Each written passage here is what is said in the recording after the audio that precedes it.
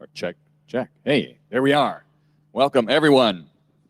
I hope you're all as excited as I am to hear about Claude Shannon.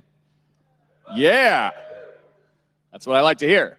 We are still looking for volunteers, and sometimes people like me just get roped into doing things. But if you want to actually choose the job that you do to help out at EMF, you can go to the volunteer tent and help out.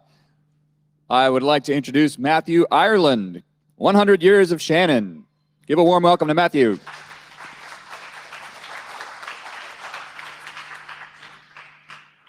Great, thanks, Mike. So we're nearing the end of what's been a fascinating weekend of really wide-ranging and hugely interesting content. And I'd like to spend this 30 minutes trying to persuade you that the origins of much of what we've seen over the course of these 3 days can be traced back to this man. Claude Shannon, who was born 100 years ago this year, he was a mathematician and engineer and worked in a huge number of fields over his lifetime. And mathematician and engineer aren't necessarily two words that you expect to hear together, certainly not at the same time. But I think it's the combination of these two pursuits that really means that his work has survived, been so influential over a huge number of fields, and also been practically applicable right over the last 80, 90 years. And think Shannon and you think information theory. And think information theory and you think Shannon, and so you should. He really founded the field, and all the language that we use today and all the concepts are his work. But he also formed, shaped, contributed to a huge number of other fields, and I don't know whether publication count really is significant on its own, but it gives a rough picture of how long he spent working on each area. Computers and circuits, we'll come on to see, he did a huge amount of work in. Games and artificial intelligence. I hadn't realized just how much he'd done in this field until I attended a talk on game theory just after the last EMF. And all the concepts in that could be traced back to Shannon. Then during the war, he did a lot of work on improving the infrastructure for Churchill and Roosevelt to talk to each other. And also his doctoral dissertation was developing algebra for theoretical genetics. So just like information theory has, he directly touched biology as well. And really, as a result of the huge number of topics that he's worked on, if this talk feels as if it's degenerating into an arbitrary selection of topics, then that's kind of the point, just to give the picture of how much he did. And the first area I'd like to touch on is relay and switching circuits. And the reason I'd like to cover this is because it gives a really good picture of both his mathematical insight and also his practical engineering ability. It's a really good example of that. And the relay can be traced back to nearly 100 years before Shannon came along to work on it. And it was developed as an amplifying device for telegraph networks. There's quite a pleasing parallel there, I think, between the transistor, the valve, and the relay, all originally developed as amplifiers and later going on to be switching logic devices. But even 100 years later, in Shannon's day, people weren't building hugely complicated systems out of these, and the design mechanisms were ad hoc. They were very widely deployed, particularly in telephone exchanges. But building complicated circuits was difficult. For example, the first one-bit adder had been built in 1937, and engineers generally thought it was prohibitively expensive to build this kind of adding circuit up to any significant number of inputs. But Shannon drew on the earlier work of George Boole, which he'd come across in his mathematics undergraduate degree. He'd come across a huge number of complicated algebras. And he developed the theoretical underpinnings that meant that relays could start to be used in these complex switching systems, and really started to build the first computing circuits that we see today. Really, this work was all done in his master's thesis, which was published at 21 years old. And really what he said in this thesis was that if one day we can develop intelligent computing devices, then they'll be strung together out of a series of switching devices, and we'll analyze them using this algebra of George Boole. So that's really an incredible piece of work for 21 years old. And what he did was he took a closed relay and an open relay and said that, well, this looks a lot like the two states that exist in this algebra, the 0 and the 1.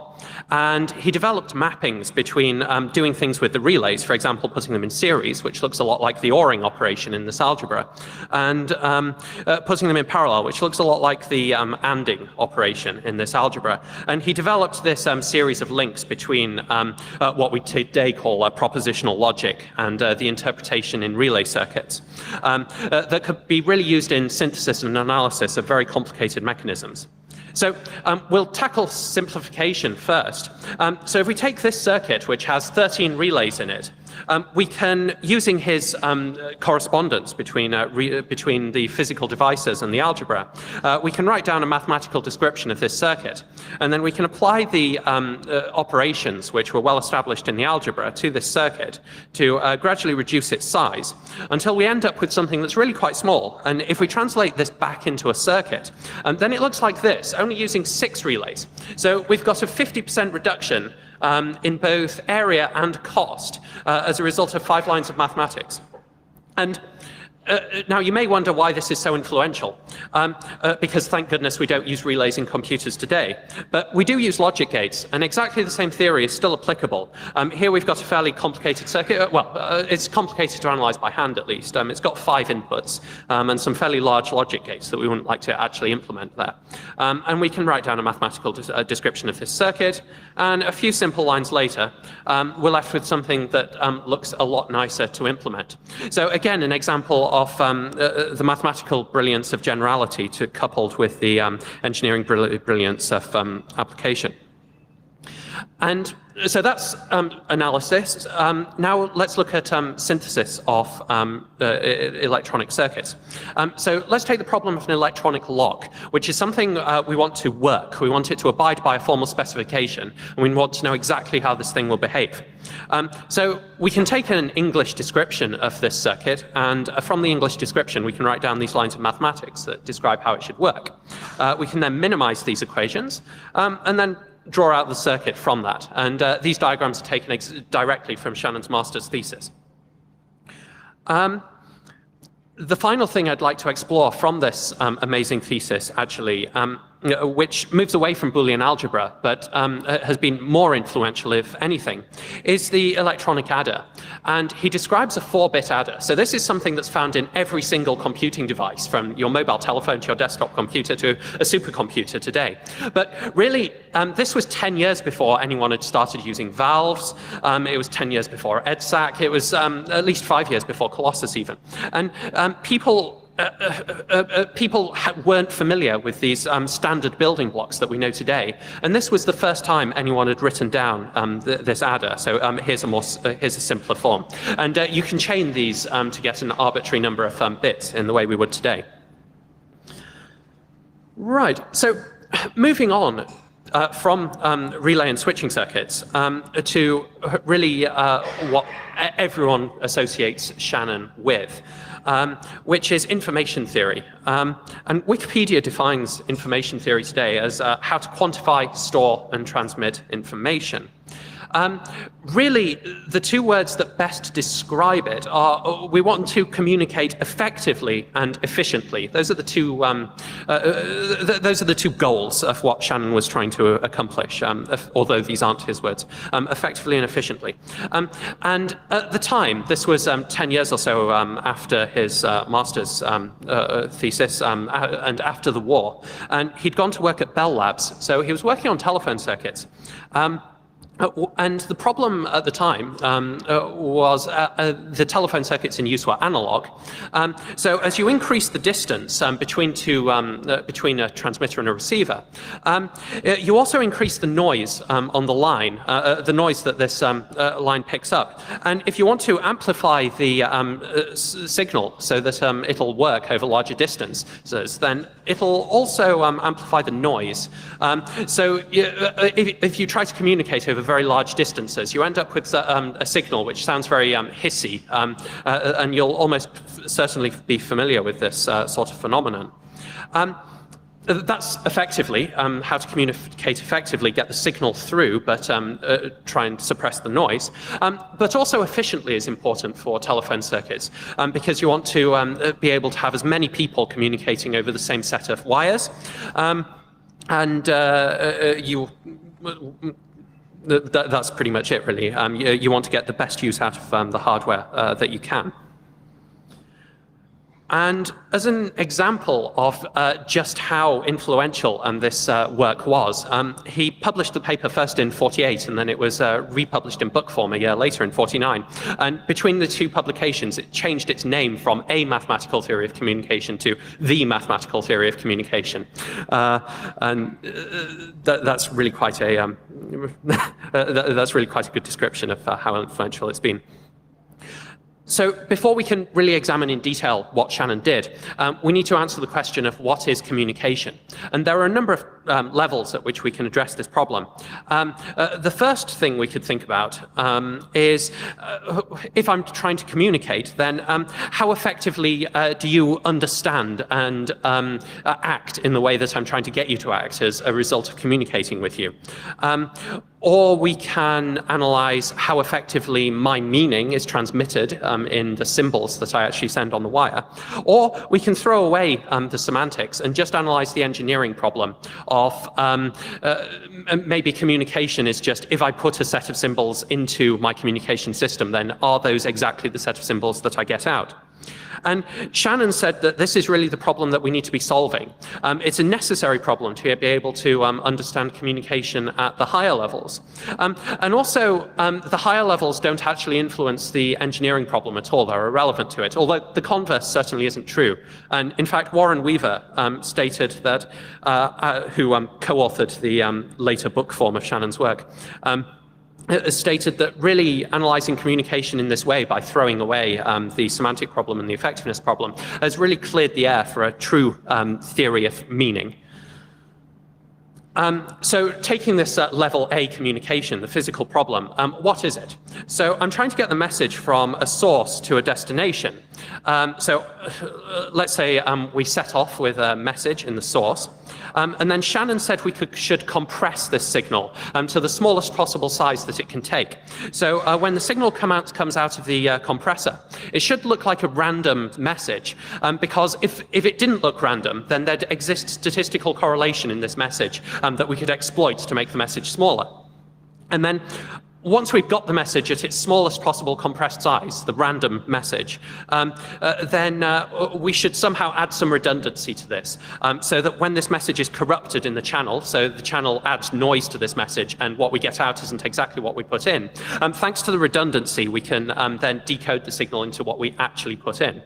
Then the decompressor undoes the action of the compressor, so that at the destination we can receive exactly this signal that we put in at the source. And let's just have a look at what was happening in the field at the time that Shannon came along. The first hints of information theory can really be traced back to Clausius in 1856 and through his statement of the second law of thermodynamics, he identified the concept of entropy. And later on in physics, entropy was identified with missing information. And really this link between information and entropy helped solve quite a number of really quite deep problems in physics, for example, Maxwell's demon. But actually, this work didn't influence Shannon directly. The biggest influence on Shannon was the work of Norbert Wiener, who was primarily interested in the biological applications of information theory. And he developed all the underlying probability theory that's absolutely central to Shannon's work. But actually, in quite a pleasing loop, Wiener later said that actually it was Shannon's earlier work on relay and switching circuits, the stuff we were looking at before, that inspired his work on probability theory and information theory. So that's quite a pleasing cycle there. Also influencing Shannon, who was at this time working at Bell Labs, were two other people who at least some time had worked at Bell Labs. Nyquist, who through his statement of the sampling theorem came up with the first bridge between analog and digital signals, and also Hartley, who'd identified that the information content of a band-limited signal, so if I give you a signal that contains an upper frequency, then the information content of that signal must be limited. And they both influenced Shannon quite profoundly as well. So I mentioned that Wiener had developed various probabilistic results for Shannon's work. And I just want to take a moment to examine why probability might be a useful thing to look at in analyzing information theory. So suppose I'm taking the role of the transmitter, the source that we saw in the earlier diagram. And I'm transmitting a message to you. And I'll tell you that the message is just in English. And the first letter of the message is Q. So what's the next letter going to be? U, yeah. What's the next letter? E, yeah. Next one? So I heard S. That's one incorrect guess. R, no, two incorrect guesses. Say again? E, yeah. And the final letter? Yeah, exactly. So actually, all I needed to send to you, because you could use your knowledge of the English language and perhaps some a priori knowledge that we're also in England, to identify that the message that I was sending to you was Queen. So actually, all I needed to tell you was the first letter and the fact that on the third and fourth letters, there'd be one incorrect guess before you got the correct one. And that's all the information you need to reconstruct the message. And really, this is how most modern compression systems, most modern lossless compression systems work. And they work by doing a series of guesses and trying to reconstruct the message in this way. And actually, we can be a bit more mathematical about this analysis, if you'll forgive me for taking a frequentist notion of probability. So when I transmit Q, there are 444 possibilities. This was a very long evening with the dictionary. What could come next? And if I tell you that the next letter is U, then that only reduces the number by 399 possibilities. However, if I'd have instead told you that the next letter were A, then there'd only be 12 letters. So somehow, it would, if I were sending QU, it would be insane to use the same number of bits to transmit the U as it would to transmit the Q. Because clearly, the U has a lot less information content than the A, for example. So perhaps I should use fewer bits to transmit it. And if I then go on and transmit an N, then that reduces the number of possibilities for what this word could be to 2. And then if I next send an A, there's only one possibility for what could come next. So it's absolutely certain what the rest of this word is, and there's absolutely no need to transmit it. And in fact, this is a word that's made it into English through the Persian language. It's a kind of irrigation system used in the Middle East. So when Shannon came along, people knew that probabilities were related to information, and they also knew that the correct measure of information would be some sort of logarithmic measure. This makes sense if I have a single outcome and I want to measure its information content, which today in modern parlance is known as the surprisal of that outcome. It makes sense. If I take two independent events and apply them successively, then I multiply their probabilities, and thanks to the laws of logarithms, that would mean that I add the logarithms. So somehow, if I'm doing successive independent events, I can add together their information content. And also, this means that, say if I have one switching device, be it a relay a normal switch, a transistor, or a valve, then that can represent 2 possibilities, 0 or 1. If I take 3 switches, then that could represent 8 possibilities, 0, 0, 0, 0, 0, 1, and so on, through to 1, 1, 1. And if I use this logarithmic measure, then log of 8 is 2. Log of 8 is 3. What am I thinking? So somehow 3 switches could convey 3 times the information as 1 switch with this logarithmic measure. So it's quite nice. But at the time Shannon came along, it wasn't well established what the base of this logarithm could be. They knew it was related to the number of signal levels on the wire, but this wasn't well standardized. And actually, this is an excellent example of Shannon's engineering brilliance in realizing the correspondence between the binary switching levels of the relays that he was familiar with and the information. And the fact that he standardized on the base 2 really corresponds to the realization that all information and all communication is essentially digital. And Shannon then took this logarithmic measure for a single outcome and used it to define how much information is coming from a source. So if a source is emitting a string of outcomes, then he came up with a measure for the information content of that source. And he defined it in this way, as the average of the surprisals. So the weighted sum of the surprisals by their probability.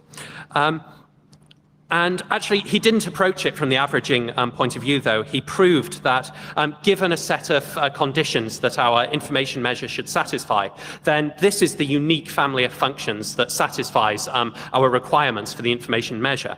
And the K in here just corresponds to the units that we measure information in.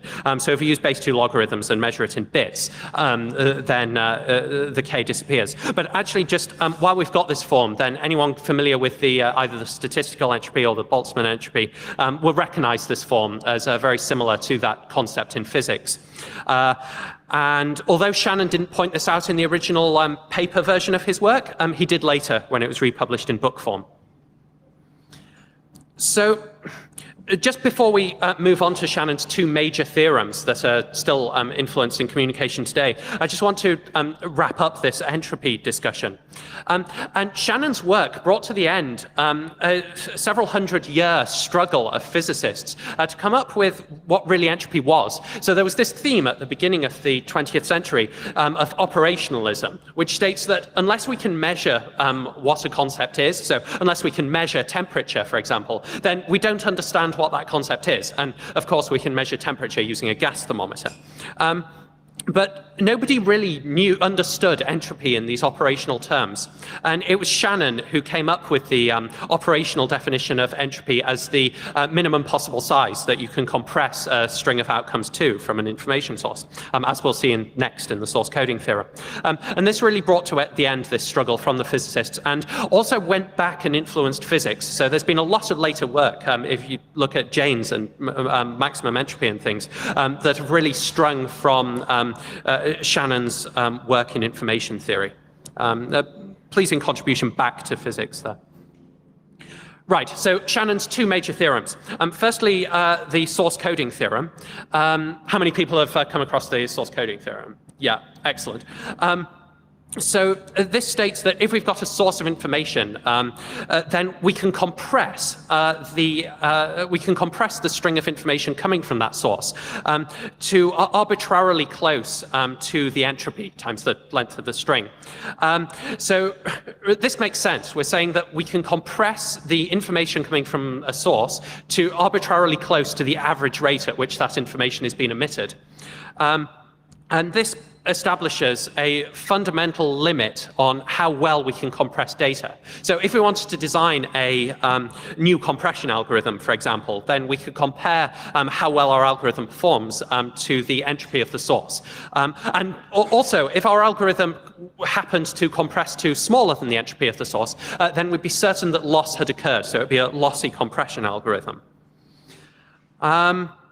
So that solves how to how to do communication efficiently. And although Shannon gives us some hints how to achieve the entropy for the compression, it wasn't until quite recently that people think they have developed codes that actually achieve this compression limit. And even then, they haven't proved that they do. So let's go on to examine how we can communicate effectively over a noisy channel. And this is the noisy channel coding theorem. So here's a plot. I'm not going to state it mathematically. It's a little involved for our purposes here. But we can understand it. So on the x-axis of this plot, I've got some measure of how much redundancy that I'm having to add to this message. And so over here, I'm adding more redundancy to the message. And here, I've got the probability that there's an error after I try to do the error correction on whatever I'm getting out of the channel. And each one of these crosses represents a particular algorithm for doing this noisy channel coding, for deciding what I want to put in this thing, for a particular way of encoding my random stream of information. So from these 5 codes, 5 algorithms for adding redundancy, which do you think would be our favorite if we could use it? Which is the most useful of these? Just yell it out. Louder? E, yes, E. So E really achieves a decent trade-off between the probability, a low probability of error, and also a decent code word size. So we're not adding more redundancy than we need to. So more useful codes down and to the right. But clearly, there's going to be some boundary between codes that we can achieve and codes that we can't achieve, because we can't get something for nothing. We can't just put our random stream into the channel and expect to be able to decode it correctly, because the channel's going to flip some of our bits. And before Shannon came along, people thought that, yes, sure, we can achieve error-free communication, but we'll also have to add infinite redundancy in order to be able to do so. So, yes, we can reduce the probability of error to 0, but we'd have to increase the size of the stuff we send to infinity. And Shannon came along and said, no, actually, that's not true.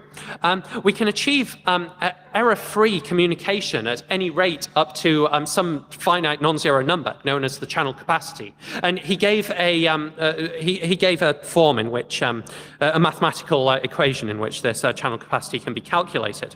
And he said that we can transmit without error at any rate up to this channel capacity.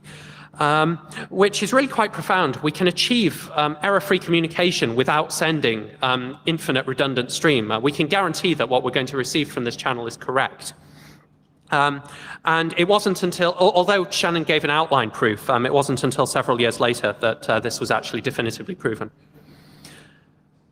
Right, so to sum up information theory, Shannon's key insights were to split the stages of communication into the source coding, which achieves the efficient communication, and the channel coding, which achieves the effective communication. And if you want an analogy for these 2 stages, the analogy that Shannon came up with is in the same way that for an electronic circuit, we maximize power transfer by impedance matching the transmitter to the receiver, then in information theory, we maximize the information transmission between source and receiver by matching the source to the channel in the way that he describes. Another example of his practical nature. He decided we should use source statistics in the compression, and also use the source and channel statistics in the channel coding. And really, this has formed the theoretical basis for every modern communication system that we have, and has applications throughout everything, really. Right, so the last area that I want to very briefly give my whistle-stop tour of is game theory. And Shannon was really interested in studying this from the theoretical side, so he wanted to understand the nature of what sorts of things computers can do, and ultimately how to make computers think. But he also had a lighter side. And at the weekends, he enjoyed going off to Vegas for gambling. And in fact, in this context, he co-invented the first wearable computer for cheating at roulette. So this would, it's kind of the earliest form of the Google Glass, as it were. And it was developed so that he could time the roulette wheels and decide when to place his bets. He also co-authored the first paper on computerized chess. And he was interested in studying chess, again, I should stress, more generally, as a good example of the kinds of problems that we might want to apply computers to. He didn't just want to have a good game of chess against a computer, although it would be nice if he could. And he used this minimax algorithm, which anyone who's familiar with basic artificial intelligence will recognize, because it's an algorithm which we still use today. It's not quite the minimax algorithm. It has a slight optimization for the computers available at that time. And indeed, he gives some code in his paper to show how this algorithm could be implemented. The essential idea is to start at a position, then compute every possible move that could happen and what the board will look like at that point, and then apply a heuristic function to somehow evaluate the utility of the board at that point. And the other thing I want to stress is just how much chess literature he surveyed for this. So the game theory literature didn't exist at this time, but the literature on chess did, because humans were very interested in playing chess. And the sheer number of papers that he'd read in order to design his evaluation functions for the game is absolutely incredible. This basic approach has some problems, which he identified, and then went on to identify a better strategy. And this is very similar to alpha-beta pruning, if you know any artificial intelligence. So it involves better evaluation functions. It doesn't apply the old heuristic function in places, in positions where there's an exchange in progress. So obviously, if one move further on, someone's going to take their queen, it doesn't make sense to apply an evaluation function which involves that queen. Right. So and the other thing that I should say is using this type B strategy, as he calls it, it allows you to explore the game tree to a greater depth, just like humans would do. So humans don't exhaustively evaluate every possible move. They quickly discount some, and this is exactly what the type B strategy that he's described does. And if you think about just how many papers have been published on computerized chess since, it's absolutely incredible. And also the effect that they've had on our computing devices and how they've influenced research in machine learning is incredible. And we can all trace it back to Shannon. So just to quickly conclude, there was, just to finally demonstrate his practical nature, there was one famous interview where Shannon stated that, Shannon was talking to this interviewer who wanted to know about information theory. And Shannon said, yeah, sure, we could talk about that, but wouldn't you prefer to go into my basement and see all my toys? One example of these toys is this first computerized learning device. You can place the mouse anywhere in the maze, and it will get to its objective. So I hope I've managed to convince you that really Shannon developed the foundational science for our age and has influenced so many fields over his time. And really the world would be a very different place if he hadn't have done the work. Sure, someone would have done it at some point, but would it have had the quality, and how different would the world be now? And I think 100 years after his birth, that's a good time to realize and reflect on this. So thank you very much for listening, and I'll be over probably in the robot arms if anyone would like to discuss further. Thank you very much.